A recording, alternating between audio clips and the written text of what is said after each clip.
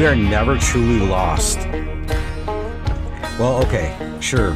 Maybe we get turned around for a few days in the woods, where life just feels like it's getting the best of us and everything's going wrong. And I'm Mike Martin, and I've stood right where you're standing, lost, beaten down, like nothing's ever gonna change. And that's why I built this camp. And that's why I'm inviting you to join me and all the members of this wild community. Because you know what, friend? It does get better. So come along with me into the wild and let me show you this awesome, unique skill set that lays within inside of you. With help from the land, we're going to unlock the steward that's inside each and every one of us that will lead the way out of the darkness and into healing. Here at the Camp of Healing on Project Mindfully Outdoors.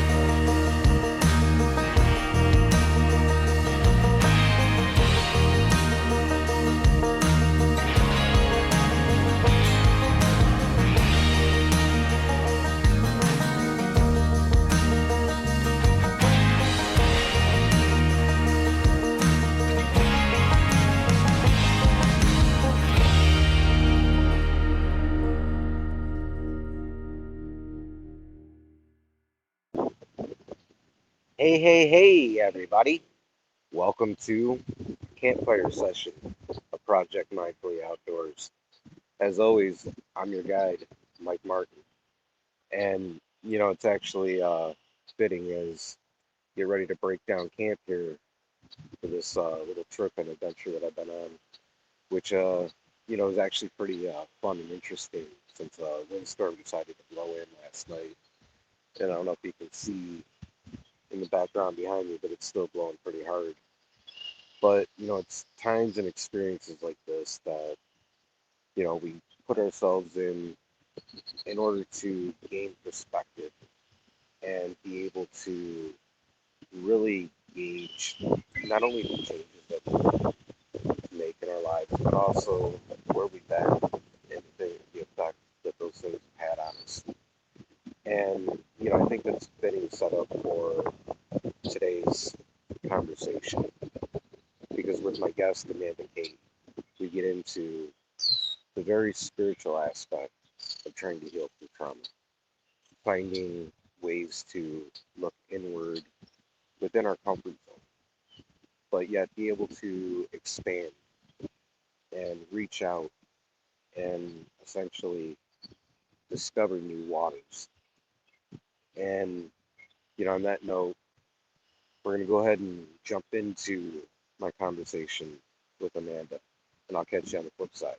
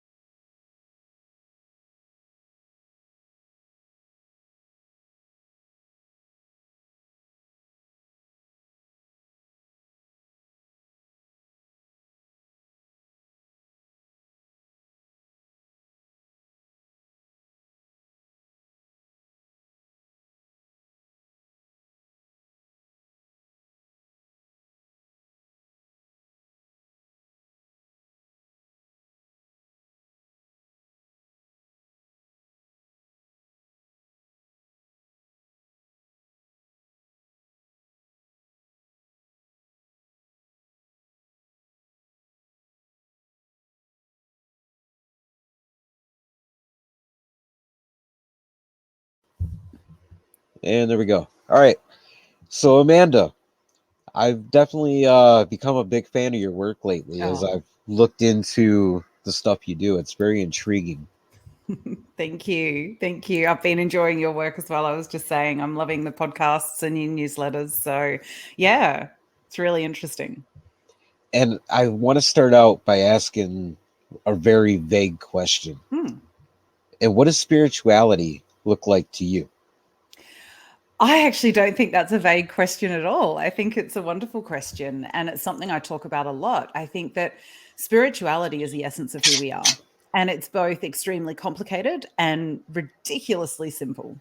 Spirituality to me is not religion, it is separate from, I guess, the human messiness and muckiness that we chuck into organized spirituality. For me, spirituality is the relationship that I have with my God. It is the relationship I have with my higher self, infinite wisdom, whatever it is that you want to call it. For me, it really is about self mastery and understanding, I guess, the programming parts of me and the real parts of me and the truth of me and the experience that I'm having in this world and bringing to this world. So, spirituality is pretty much everything that I do, and I don't know how to separate it out from all of the other things. Now, see, I love that explanation because number one, it does bring it into a real focus. Mm, But number two, I can relate a lot to that journey of discovery because mm, I know looking back at the path, it was kind of like when you bring up that idea of, religion or spirituality, I'd roll my eyes, kind of look at it and laugh and be like, yeah, that's, that's for whoever, that ain't for me. mm. Yeah. And then as I've shifted and I've really learned to master the reality that I'm living in now, I realize that it is so much of a empowering Mm, idea, exploring spirituality, because it yeah. it really puts that pin like in your hand in order to write the story that you want to live. Mm, yeah. Absolutely. And I think it also it acknowledges the totality of who and what you are rather than trying to deny those really important aspects. We've all been hurt, we've all been traumatized, we've all been in situations that are less than nourishing and nurturing, which is effectively what trauma is. When we experience something as less than nourishing and nurturing and we internalize that and we create stories around it and behavior patterns around it, that is trauma. And when we can go back and learn to love all of those parts of ourselves that have been unresourceful, that have been traumatized, that have traumatized others, as a mother, I can put my hand up and say, my children have been traumatized by me. If we look at behavior that's less than nourishing and nurturing, I've been an abusive mother. When we really get down to it. Now, have I intended to? Of course not.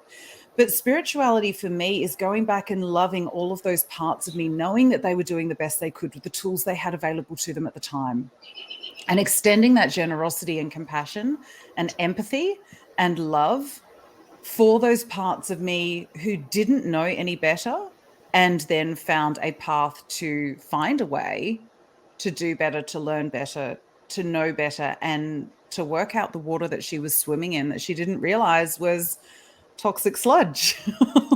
No, I love how you basically put that together because I've discovered the same kind of journey when I look back.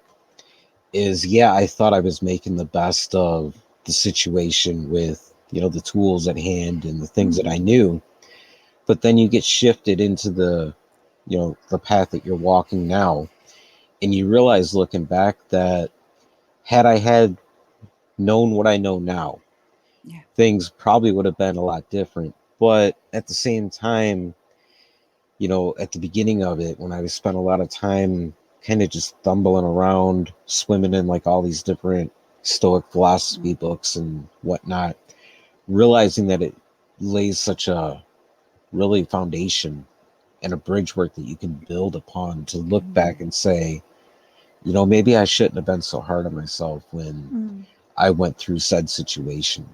mm, And where I'm at now, there's empathy more for the things that I experience throughout the day because I've realized that you can change the wordage and the way that you describe a situation. mm. Absolutely, 100%. You can change that story at any point. And I think that's the power of the work that I've found is being able to change that story, being able to understand that story at a really deep, integral level, that even those people who, have wronged me, abused me, sometimes almost tortured me with their existence, have also created for me an incredible platform for me to understand human behavior at such a deep level. They have given me very deep gifts. All of that trauma has combined together to allow me to find the empathy and compassion for other people. And I think it's almost like that, you can't understand grief unless you've known love, and you can't understand true sadness if you've not understood joy. And for me, being able to understand the depths of, crappy human behavior that I've experienced means now that I can actually also see the incredible humanness in that behavior. I can see the trauma that has led to people behaving in that way, and I can have empathy for it. I can also not condone those behaviors. And I think being able to hold that paradox comfortably is the biggest gift that all of this work has given me, is that I can look at these people and see the humanness. I can see the trauma. I can see the inner hurt children. I can see those angry teenagers, all of that stuff within that person. And I can love and empathize for that, and also not condone their behaviors. And to be able to sit with that feels so like opposite ends of a spectrum. And just to be able to sit with it and go, yeah, all that's true, is freeing. It really is. It's been something that I've learned to not only accept and become comfortable with, but enjoy. And Mm, I think back to those early days of that journey where, for me, it was a lot of reading. And mm, that's where I found the inspiration to actually start moving forward and get back on my feet. And there was a quote from Marcus Aurelius, from Meditations by Marcus mm. Aurelius, that he opens up book 2 with, talking about when you wake up each day, remind yourself that you're going to face people that annoy you or this and that. And it's not so much the fact that they're doing it just out of spite or just because they can. It's because of the fact that, they're not necessarily having the same understanding, or maybe they don't have the same Mm, tools. They don't view things in the same way that you do. yeah. And it gives you that option to put the pen in your hand and write how you're going to deal with that Mm, situation. mhm. Yeah. In my book, I actually talk about the truth having 144 sides. And I heard that first through Eileen McCusick, who does biofield tuning. And for me, I'd heard about the 360-degree truth, which I can't remember who put that one out there, but somebody talks about 360-degree truth. But when I did that, I realized what I was still doing was I was putting myself in the center and turning around, to look at the different aspects, but I was still central to the story. Whereas when I thought about the truth having 144 sides, I wasn't the center anymore. I was able to separate myself out and almost walk around the issue to see it from different points of view. And that has been such an incredible part of my healing. So it's the same way. My uncle was a cop here in Australia for a while, and he used to do a lot of traffic accidents. And he said, you could interview 10 different people, and they all have different ideas of what happened, which directions the car were going in, what colors the car were, who were driving, the gender of the people, like all of the things people would see differently. And so you'd interview 10 people, they'd all give different stories, and you'd kind of have to piece it together from there. And once I started thinking about the truth having 144 sides, that kind of made sense, because everybody's looking at it from a different perspective. And they're looking at it through their lenses of experience, through their conditioning, through all of the stuff that they have been through.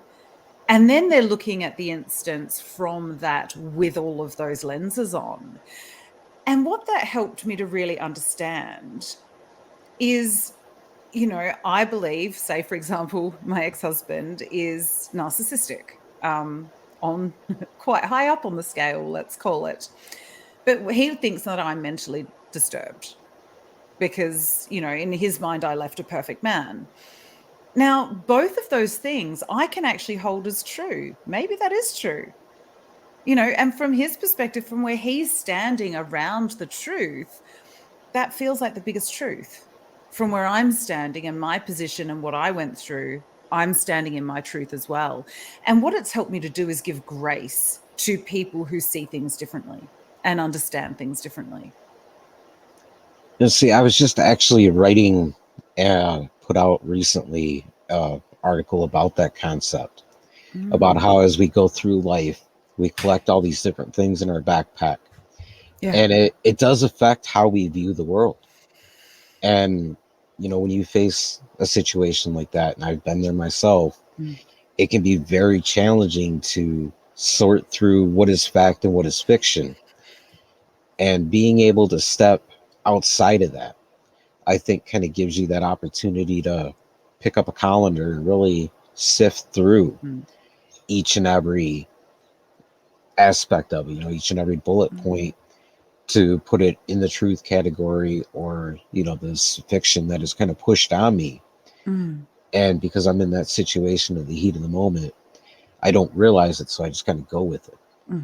But by stepping back and pulling that calendar out, it really frees you up, and it gives you that opportunity to put the decision that you're not going to have an opinion. You're not going to go in with your preconceived notion. Yeah. And you're going to do the fact finding, you're going to do the work, and then you come out, and ultimately that outcome ideally helps you further your story in a healthier way.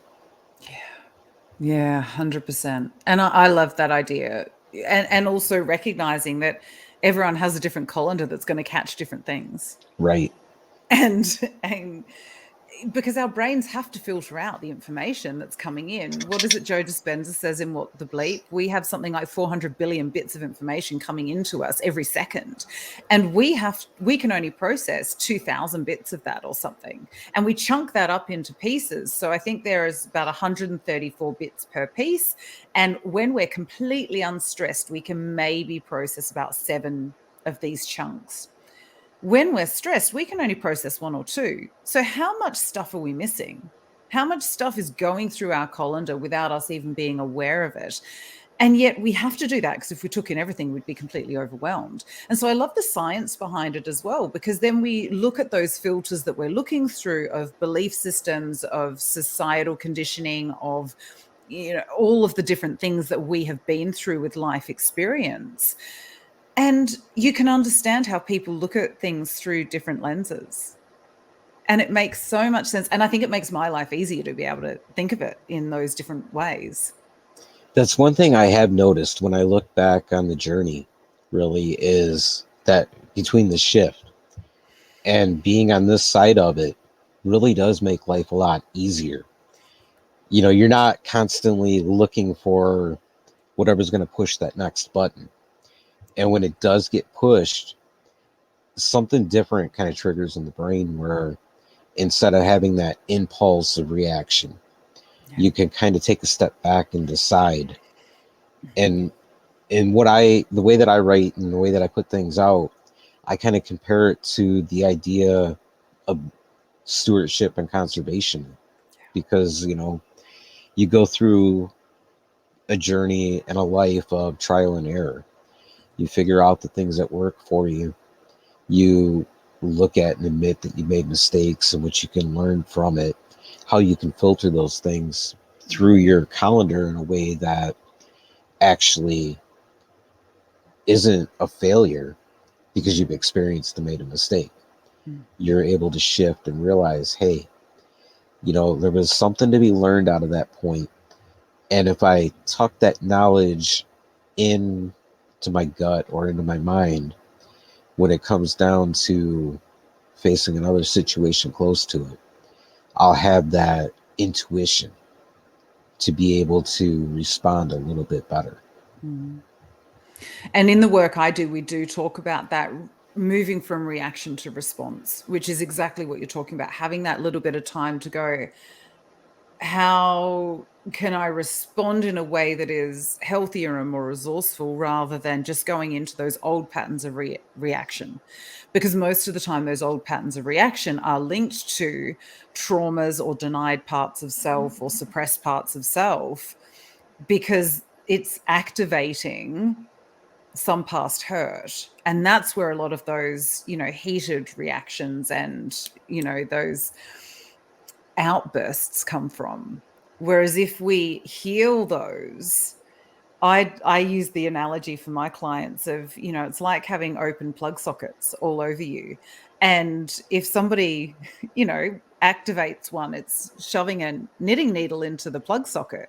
Whereas once we've done the healing work, we've got a childproof cover on there and they can poke at it all they want. They're not going to get that same reaction. It's not going to give that spark. And I remember often feeling it viscerally in my body when someone would hit a nerve, and it would be that real almost jumpy type behavior of, oh, that hit something there. And then the reactive pattern would begin. The more I did the work and the more I healed those parts of myself and accepted them and learned to love them, the more I was able to, I guess, be the grown up in the situation rather than let my inner children lead and go, I understand, your pain, to the inner child, but I've got this. I'm a grown up. I'm about to turn 45. I've got this. And I don't need to react in my toddler self anymore, because I've healed that hurt child who just wanted to be seen and heard and loved and accepted for who and what they were. And as I listen to you, I kind of think back to going through a lot of life thinking, I've been through this, been through that. I blame everybody for it. And there's like this pit of bottled up anger inside that no matter how much somebody poked, I was always afraid to let it out because, number one, you don't know what that reaction is going to be. Number two, you don't know how to express it. And then I think about myself in the present moment and realizing that that little bottle of anger somehow along the journey, along the last few years of this journey, it kind of got released, it kind of let go and disappeared. And I think that, as complicated as a scenario as going through that could be, it boils down to really that simple statement of, making a conscious decision, whether you are really aware of it or not. These sort of changes, they inspire all these different reactions and responses. Absolutely. I think it also comes down to that judgment of our emotions. People want to judge emotions as good or bad, right or wrong, yes or no. And anger especially is seen as destructive, and it's not what good girls do and all the rest of it. We've got so many stories about anger. But for the most part, anger tells us when we're afraid. It tells us when we're feeling really big emotions that we don't really want to feel, like hurt, disrespected, feeling unloved, feeling not good enough, feeling not worthy, when we're feeling unseen or unheard. It tells us when our boundaries have been violated as well. So anger isn't a bad emotion. It is telling us that something is wrong. The same that anxiety is not a bad emotion. It's when that switch won't flip off, because anxiety tells us, oh, maybe I don't walk down that, dark alleyway. Maybe I go around the more well-lit way because that doesn't feel so safe. Anxiety helps to keep us safe. And so I think what it is we haven't understood that true emotional intelligence of understanding what these emotions are here for and what they're trying to tell us. I actually love anger at the moment. It's not something I deny or push away. It tells me something. So if I feel it bubbling up, I don't deny it. I also don't throw it at people. I feel it and I go, okay, what is this trying to tell me? Am I afraid of something? Am I feeling hurt, or one of those really deep emotions, feeling unseen, feeling unheard, whatever it is? And then I can process it because I have that emotional regulation, that emotional capacity that when we're little, I know for me, I got shamed when I was angry. I got shamed for being angry. I got shamed and belittled for feeling those feelings. And we were told that was not acceptable behavior. So every time I felt angry, I would push that part of me down. And then the next time I'd get angry, part of the old bit would try and come up, but then I'd be pushing down the old bit and pushing down the new bit of anger. And so we end up with this massive, wall separating us from all of these parts of ourself that we've been trying to deny and suppress. So every time we then feel that emotion in the current time, all of these little bits of ourself that we've tried to push away start trying to bubble up because they're like, hang on, I want to be heard. I want to know what this is, I want to be seen now for what I am. And so then we're trying to push down the current bit as well as all the old bits. And then you go, of course, there's all these unresourceful behaviors coming up and all of this unexpressed anger. And it's, that mountain out of a molehill. I certainly know when I have an argument with my partner, it's very rarely about the thing we're arguing about. It's usually because we haven't had enough time together and there's actually something much bigger going on than whatever it is that we argue about, the dishes or whatever. The beauty is now I can pick it up, I can see it, and I can go, whoa, babe, this isn't about what we're arguing about, is it? And he'll go, oh, you're right. And next thing, it's all done and dusted and we're moving on to, what do we actually need to do? What is the root cause of this friction between us? How do we, reconnect so that we're not feeling the distance, which is usually when we have this difference of opinion. And so I think once we start to recognize all of these parts of ourselves that we're trying to deny are there, and all they're wanting to do is be acknowledged, be loved, be heard, be seen, then we don't have those same outbursts because they're not fighting our main us.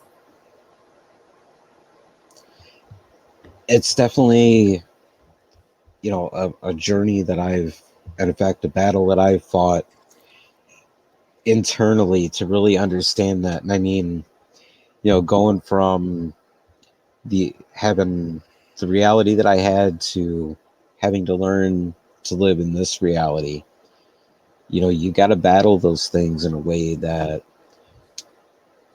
it feels a lot of the time like you're facing the unknown. Yeah. You go out there, and whether it's a partner or it's internal, you've got that feeling of disconnect, of distance. And a lot of us are kind of afraid to jump right in and, get down in the weeds about it and sort it out. So you end up kind of looking for the nearest distraction, Yep. the easiest thing to make the moment shift and go into autopilot. And I remember at that stage, one of the most probably the most powerful things that was said to me, because a lot of it was facing the unknown, is maybe you just don't need to know. Maybe you need to just blaze the trail and not worry about whether or not you've got the right equipment with you. And I remember writing a piece a few months back where I kind of put it together as the idea of walking a trail, and you come up to a mountain and you don't feel like you're able to climb it, so you just settle for living in the shadow of that mountain because you think you don't have the gear. The reality is, in order to climb that mountain, it was never about not having the rope in your backpack. It was about the willpower to just face the unknown, or even face the challenges and obstacles of, addressing whatever a situation may be. Yeah, no, I completely agree. I often say, for my language anyway, a lot of people go into wanting to say do some of the work that we've done, but they're afraid that all of this stuff that's, I guess, sitting behind that wall and that suppressed, denied kind of self is going to explode out of this Pandora's box, and they're not going to be able to get the lid back on. And they're afraid to open the lid because of that, because they're scared of what they're going to find, because we've been taught to be afraid of our emotions and to be afraid of our internal landscape. And yet, as I say to them, I said, you are fully in control. And especially when you're working with skilled, trained practitioners who are trauma informed and who understand deeply human behavior, then they can help you open the lid, take out what you're ready to work on, close the lid up until the next time. And you can do it piece by piece. And I think you're right. One of the words that I'm being very conscious about using at the moment is understanding. So we want to understand ourselves and we want to understand everybody else. But think about that word.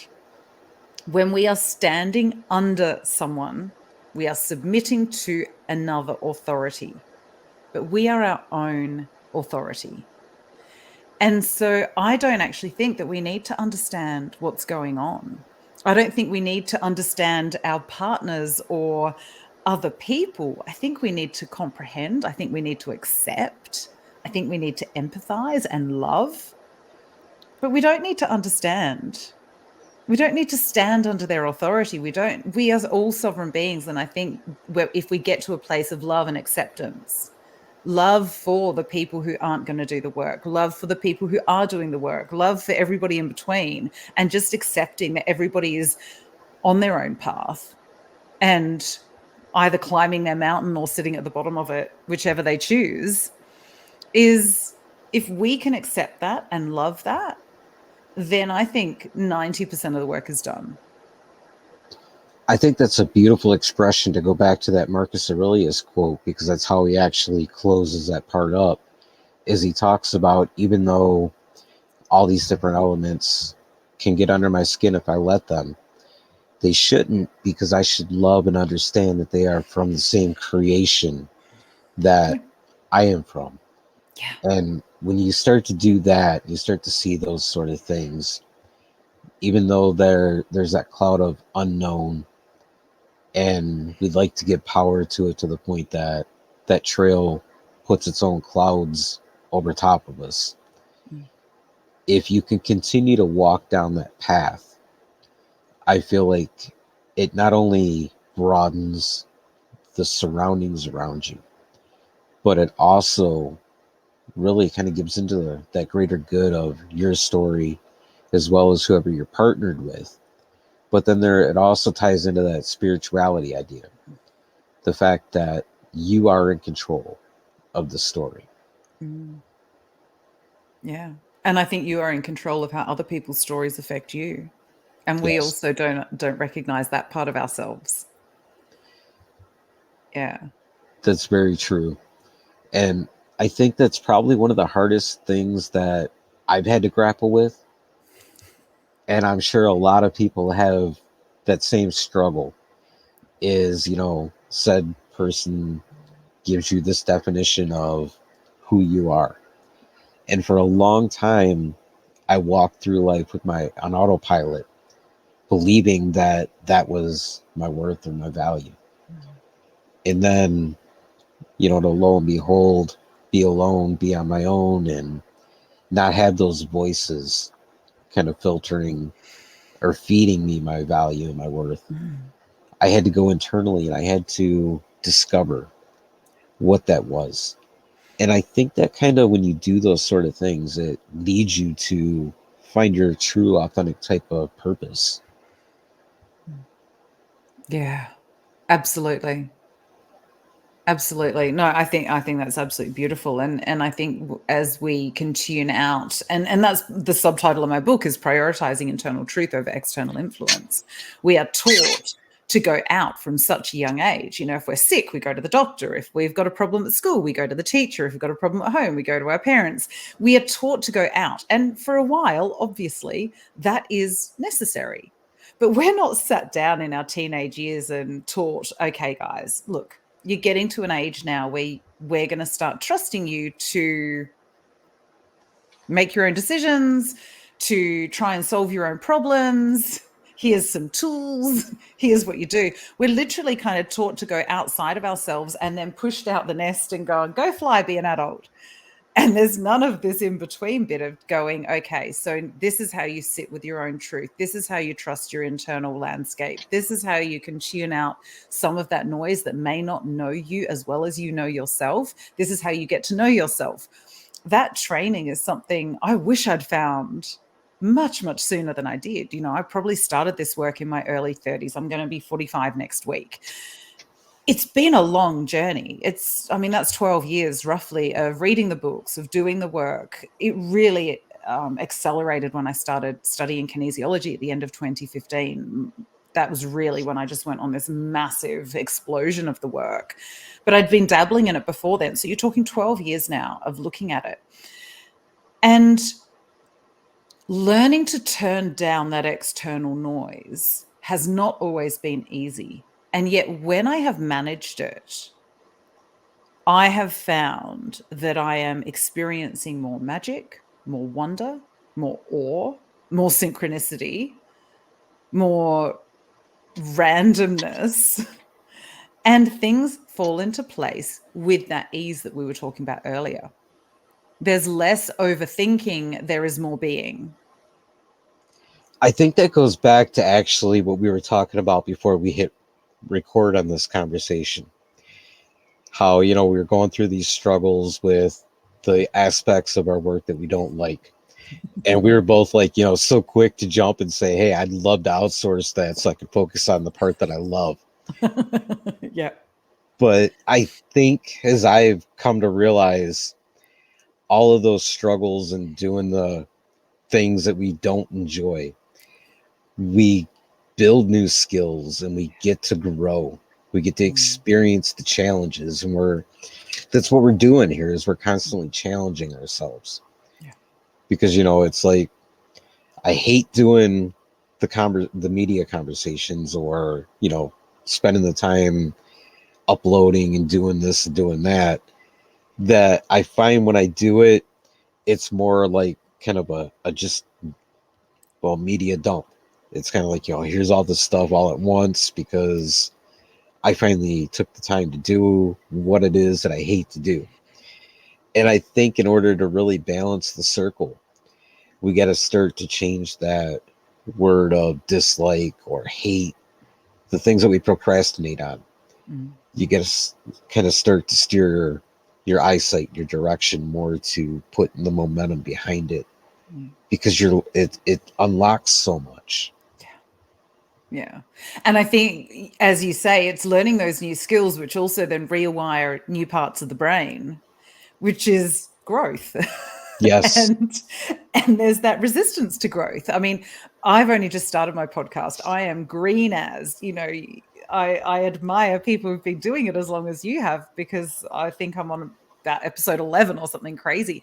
And I started well before I was ready. So it hasn't just been learning new technologies and learning new processes. It's learning a whole new platform and getting all of the assets around that sorted. And I've stared at my computer more hours in the last few days, because a lot of my work is in person, or it might be an hour's session online, but then I'm up and I'm walking around and I'm clearing my energy, and then I'm back to another client session. Whereas this is much more focused online. And even that's been a big shift and change.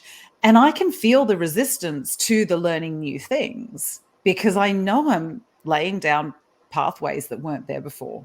And as you know, when you work out in the garden and you're laying down a new path, it's not easy work. And that's what we're doing when we're learning new things.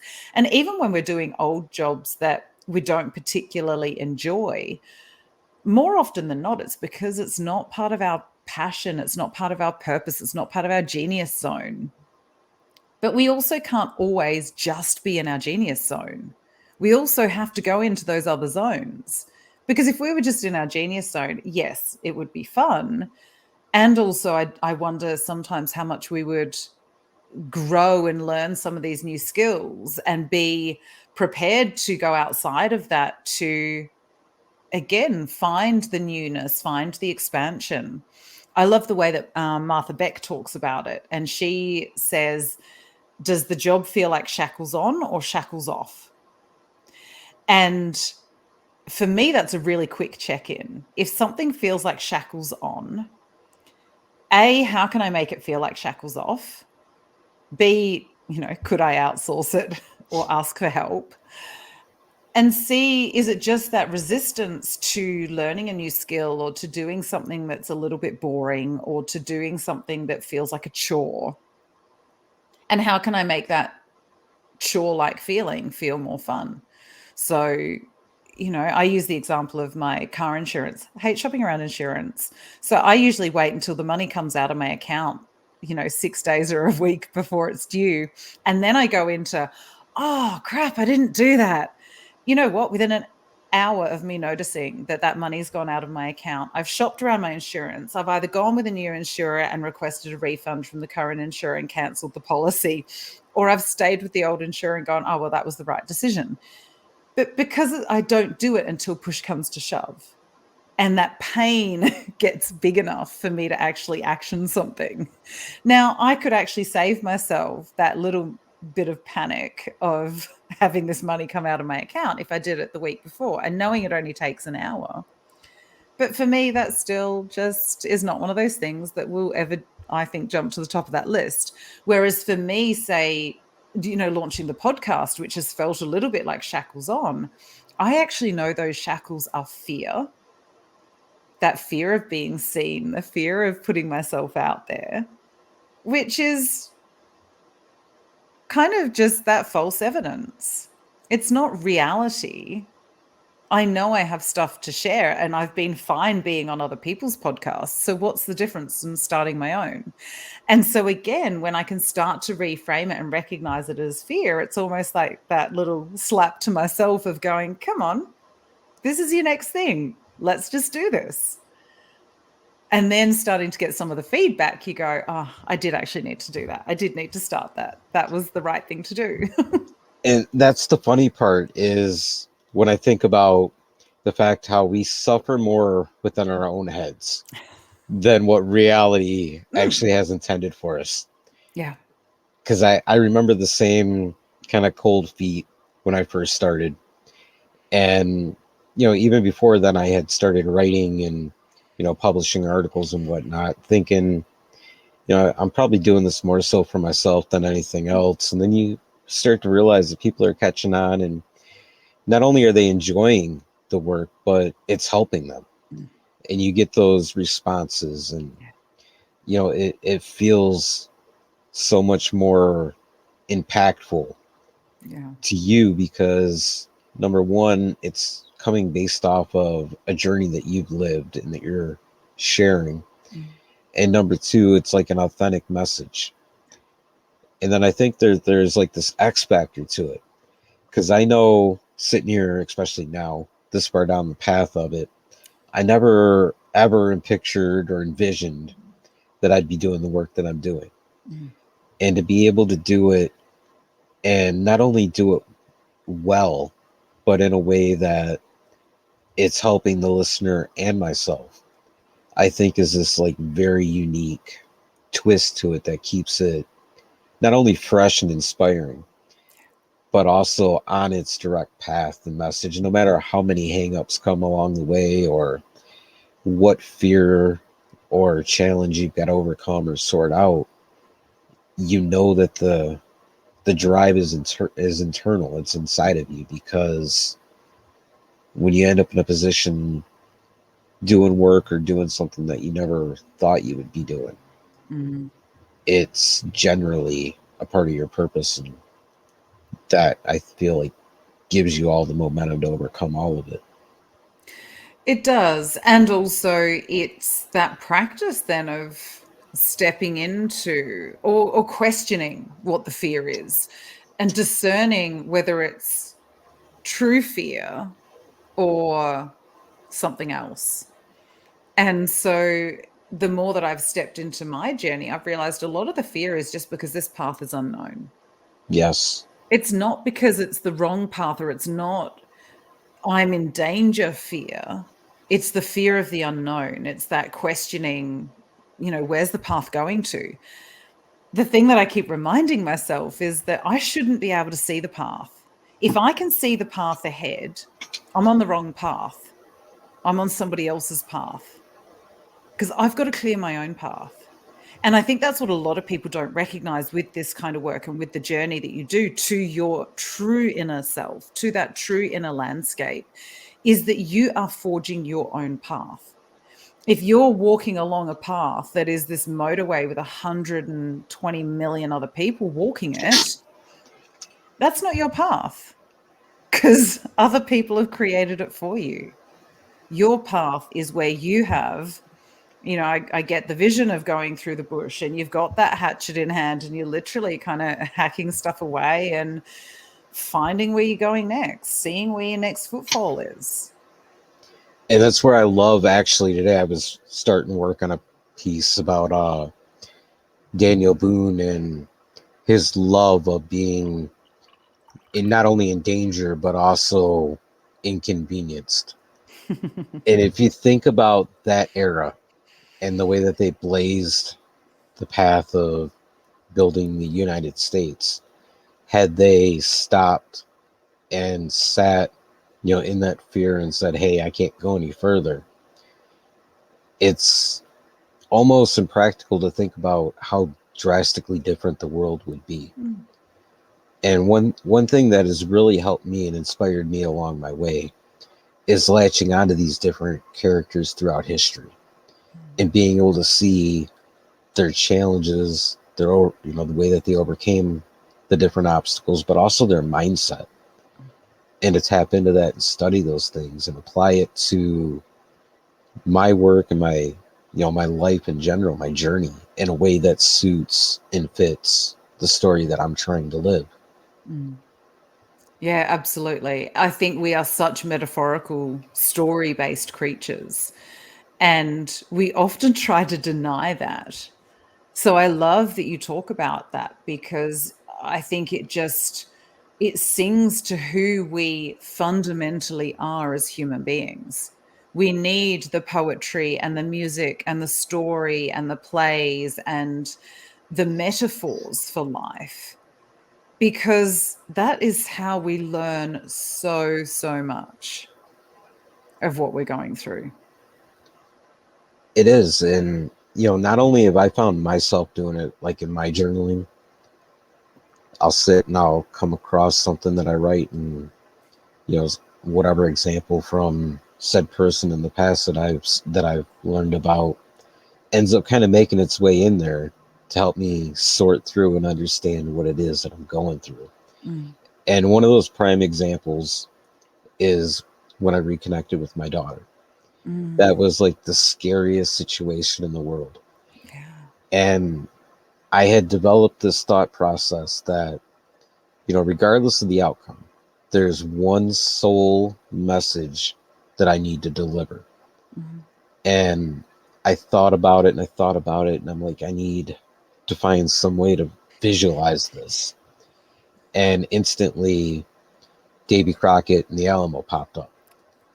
And I was like, all right, let me roll with this a little bit. And as I kind of looked into it, I'm thinking, here's this guy that believes so firmly in his message of freedom and everything that he stood when everybody else started running and ultimately met his end because he was going to continue to try to push that message forward.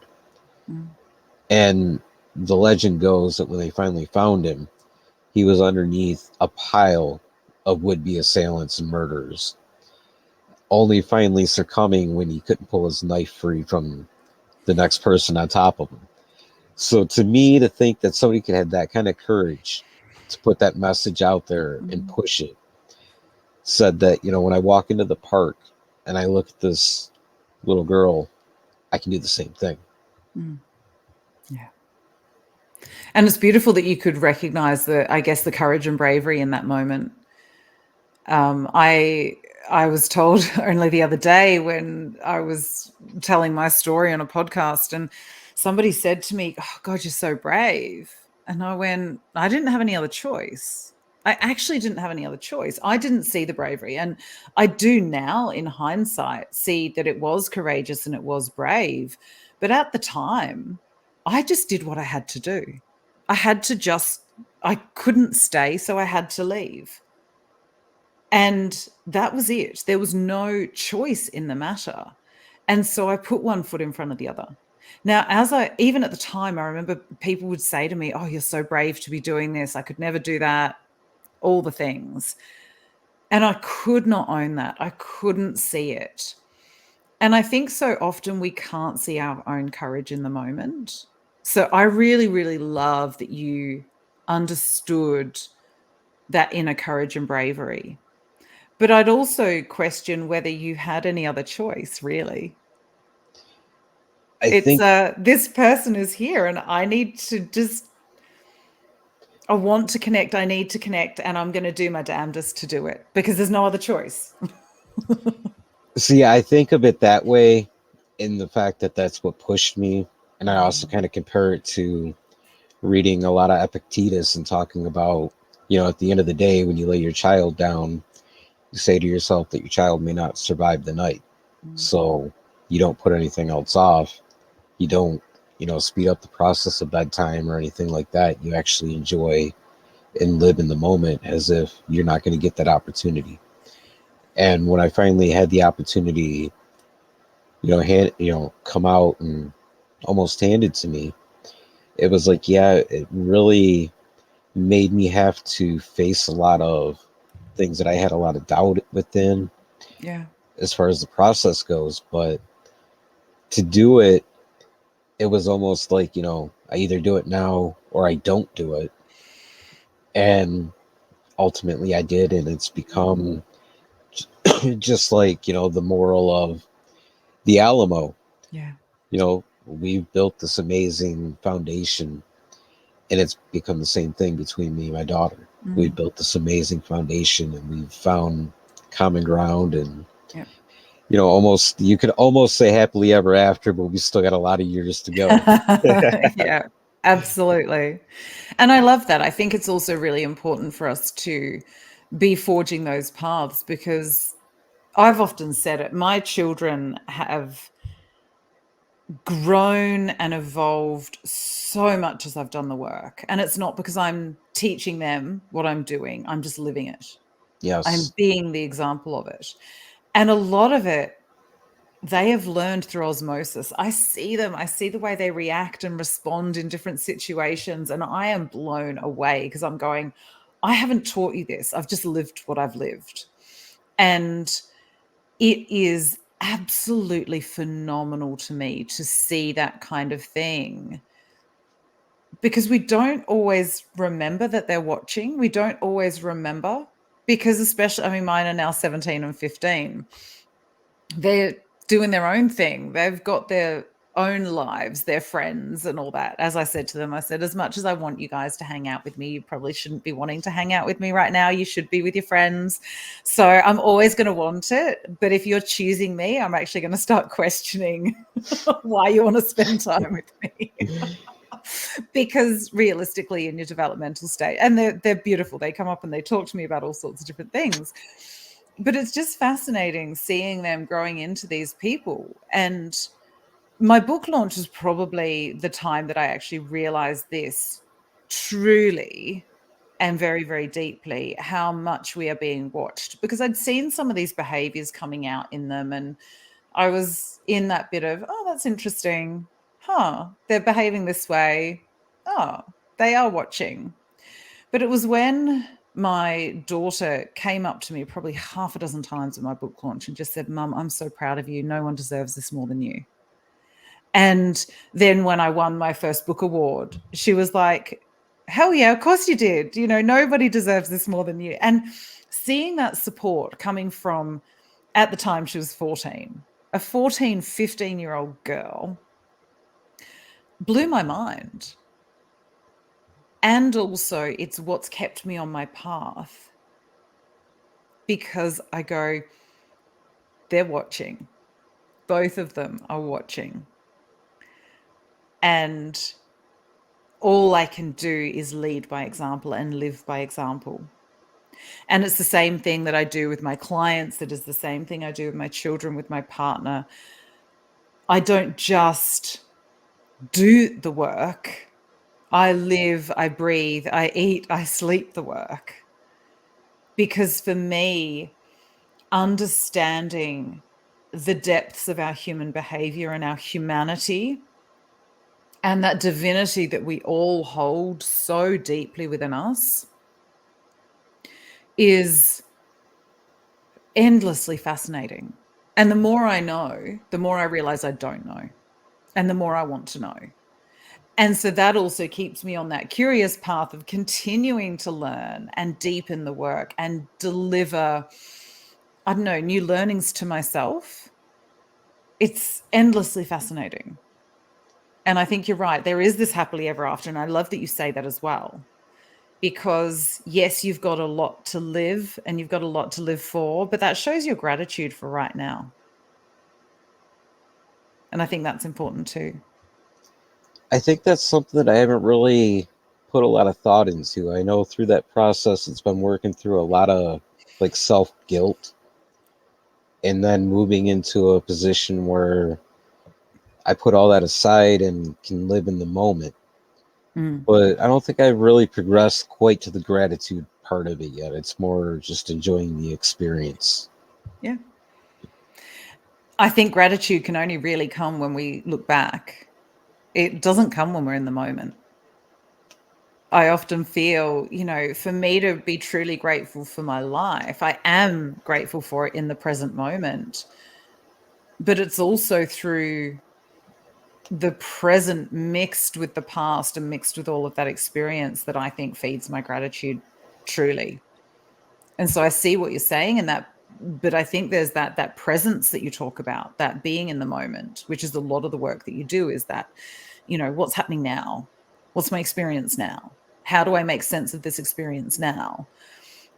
Not necessarily, foretelling the future or trying to live too much in the future, because we know that's where anxiety and stress and what ifs Right. live, but also trying not to live in the past. Although naturally, when we have erred, when we have had unresourceful behaviors, and when we feel guilty about things, of course we think about them.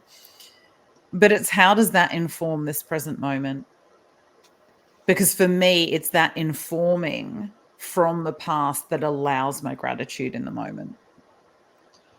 I think that's actually the best way to wrap this up as we start to run out of time. There's so many different things I wanted to ask and dive into. I think we're gonna have to do this again though. I'm more than happy to chat with you again.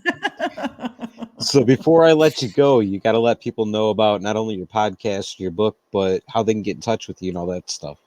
Yeah, absolutely. So the best place to go is my website, which is amandakate.com.au. Obviously, the .au for Australia. My book is Divine, Messy, Human, a spiritual guide to prioritizing internal truth over external influence. And that can be found wherever you find your books. And my podcast is also now called Divine, Messy, Human. So, yeah, I'm adding to it. I did another interview yesterday. I'm finally starting to interview people. I'm doing a mix of solo episodes and mixed things, and I coach and do kinesiology online, and I'm on all the socials, but the links are on my website, so that's the easiest one. Perfect. And I'll link to everything in the show notes Wonderful. when this one airs. I appreciate it. It's been a blast. Oh, Thank thank you you. so much. I've been looking forward to chatting to you, so I'm so grateful. Thank you. I appreciate it. I have been too. All right, that is it. That is all, and that is the end of this edition of Project Mindfully Outdoors. And it was a lot of fun to get out here this weekend and do some recording, making some video footage and whatnot for a lot of the sponsors that have joined us here at camp in order to help us to expand. And I definitely want to spend a special thank you out to such brands such as My Medic, Crew Outdoors, Sea to Summit, Evolution Outdoors, and the list goes on, for all helping us to make this possible. But I think to tie things back together and wrap this conversation up, I put this ending together in this cool little meditation area that I found. This is where I spent a good portion of the night last night, just sitting around meditating and taking things in, not only getting this episode together, but a few other things. And I want to thank Amanda for being so open and so honest about her path and her trek through life. A lot of us have those aspects of the journey that really aren't so bright. There's a lot of things that we do throughout the course of our life that, based off of traumas and experiences, feel right, feel normal at the time. However, they're pretty impactful in a negative way, not only to us, but to the people around us that we truly care about. And I think being able to walk through a path in a valley, you're able to explore that and figure out how to change it. And that's where the idea of conservation comes in. We talked about so many times throughout how throughout the hide hunting eras, during the expansion part of our history, you know, animals such as the buffalo were hunted to near extinction. And when they figured out something was wrong because the buffalo wasn't coming back every year to their normal hunting spot, they turned around and they chose a different course of action. And ultimately, we still get to enjoy that amazing creature today because of decisions like that. And we're able to do those things in life. And that's one of the key fundamental pillars around here at Project Mindfully Outdoors is that conservation, because it's never too late. In fact, this weekend, not only was it a work-based camping trip, but it was one that, due to self-conservation, became a very enjoyable and magical memory. So until next time, get out there in the wild. That's where the stillness and the adventure lies. See ya.